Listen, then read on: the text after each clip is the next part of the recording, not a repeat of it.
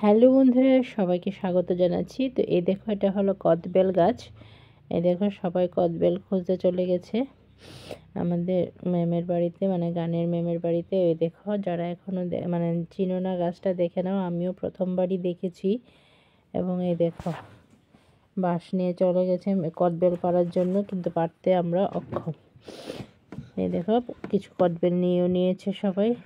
এই দেখো, তো এটা প্রথমবারই মোবাইলে দেখেছিলাম, তারপর ম্যামের বাড়িতে দেখেছি। এই দেখো, সবাই মিলে গল্প করছে, আমাদের সন্তানেরা, ছেলে মেয়েরা ওইখানে ম্যামের কাছে গান করছে, আর আমরা এখানে ম্যামের ঘরে বসে গল্প করছি। এবার আমি কদবেলটাকে ভর্তা বানিয়ে খাবো। এই দেখো, খুব কষ্ট হচ্ছিল ভাঙতে। এই দেখো, কদবেলটা খুলে নিলাম।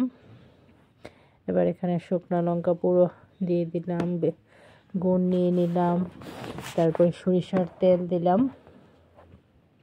তারপর সঙ্গে ধনেপাতা কুচিও দিয়ে দেবো। এই লঙ্কা পুরোও দিয়ে দিয়েছি। এই দেখো, ভর্তাটা তৈরি করে নিলাম। তো তোমরা কে কে কদবেল ভর্তা খেয়েছো অবশ্যই কমেন্ট করে জানাবে। আমি তো এবার প্রথমবার খেলাম, ভালোই লাগলো।